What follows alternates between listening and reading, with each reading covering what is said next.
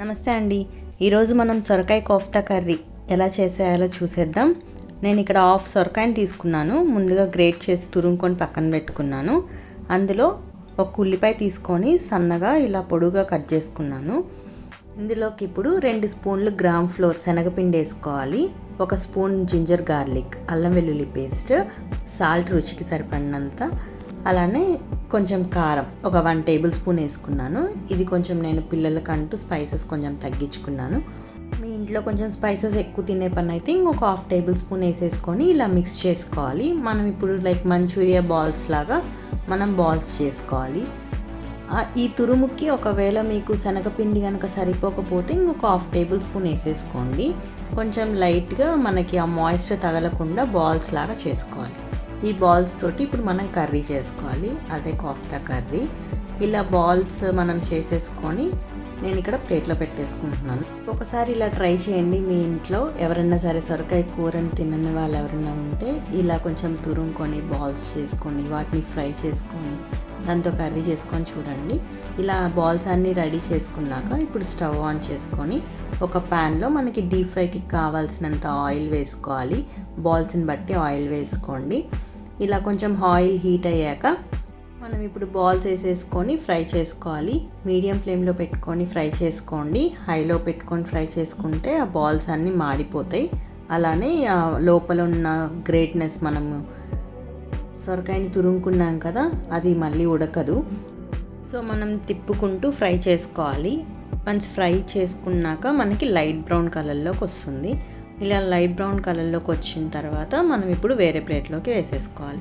అలా బాల్స్ అన్నీ ఫ్రై చేసేసుకొని వేరే ప్లేట్లోకి వేసేసుకోవాలి. ఒక 2 to 3 మినిట్స్లో ఫ్రై అయిపోతాయండి. సో ఇప్పుడు నేను మళ్ళీ కొంచెం ఆయిల్లో పలావ్ దినుసులు వేసేసుకుంటున్నాను. కొంచెం చెక్క, లవంగాలు, మిరియాలు, ఒక 2 యాలక్కాయలు, అలానే బిర్యానీ ఆకు, కొంచెం కరివేపాకు వేసేసుకొని చిరపడలాడాక ఒక 2 ఉల్లిపాయలు రఫ్గా చాప్ చేసుకొని వేసుకుంటున్నాను. మసాలాలు కానీ కారం కానీ మీ ఇంట్లో ఎలా అయితే వాడుకుంటారో అలా వేసేసుకొని అడ్జస్ట్ చేసుకోండి. ఇలా ఒకసారి సాట్ చేసుకున్నాక అందులో కొంచెం సాల్ట్, ఒక 1 టేబుల్ స్పూన్ పసుపు వేసుకొని ఒకసారి సాట్ చేసేసుకోవాలి. మనకి కొంచెం ఆనియన్స్ ఫ్రై చేసుకోవాలండి. ఒక 5 to 10 మినిట్స్లో ఫ్రై అయిపోతాయి. మనకి లైట్ బ్రౌన్ కలర్లోకి వచ్చేస్తాయి. ఇలా ఆనియన్స్ ఫ్రై చేసుకున్నాక మనం ఒక 1 టేబుల్ స్పూన్ మళ్ళీ అల్లం వెల్లుల్లి పేస్ట్ వేసేసుకోవాలి. ఇక్కడ కొంచెం ఫ్రెష్ తీసుకోండి, ఆ ఫ్లేవర్ చాలా బాగుంటుంది.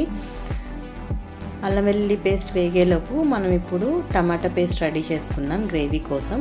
మిక్సీ జార్లో 2 టమాటాలు అలానే 3 పచ్చిమిరపకాయలు వేసుకొని బ్లెండ్ చేసేసుకున్నాను. ఆ పేస్ట్ని నేను ఇప్పుడు ఉల్లిపాయ ముక్కల్లోకి వేసేసుకుంటున్నాను.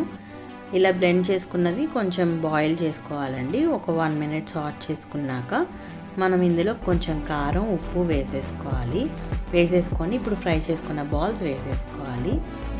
మీకు కావాలి అని అనుకుంటే ఇక్కడే కొంచెం సాల్ట్ ఇలా అడ్జస్ట్ చేసేసుకొని వేసేసుకోండి. ఇలా బాల్స్ అన్నీ వేసేసుకున్నాక కొంచెం గరం మసాలా, అలానే ధనియాల పొడి, జీలకర్ర పొడి వేసేసుకొని ఒక 1 మినిట్ సాట్ చేసుకోవాలి. మసాలా అన్నీ కొంచెం ఫ్రై అయ్యాక మనం అందులో ఒక 5 to 10 ml ఆఫ్ వాటర్ పోసుకొని కొంచెం థిక్ కన్సిస్టెన్సీ వచ్చేదాకా బాయిల్ చేసుకోవాలండి. ఇలా థిక్ కన్సిస్టెన్సీ వచ్చాక మనం కొంచెం కొత్తిమీర వేసేసుకొని స్టవ్ ఆఫ్ చేసేసుకోవచ్చు. అంతే, చాలా బాగుంటుంది రైస్లోకి కానీ చపాతీలోకి కూడా. ఒకసారి ట్రై చేయండి. ఎలా ఉందో కూడా కామెంట్ సెక్షన్లో తప్పకుండా తెలియచేయండి. మీకు కనుక నచ్చితే తప్పకుండా లైక్ చేయండి, షేర్ చేయండి, సబ్స్క్రైబ్ చేసుకోండి. Thank you.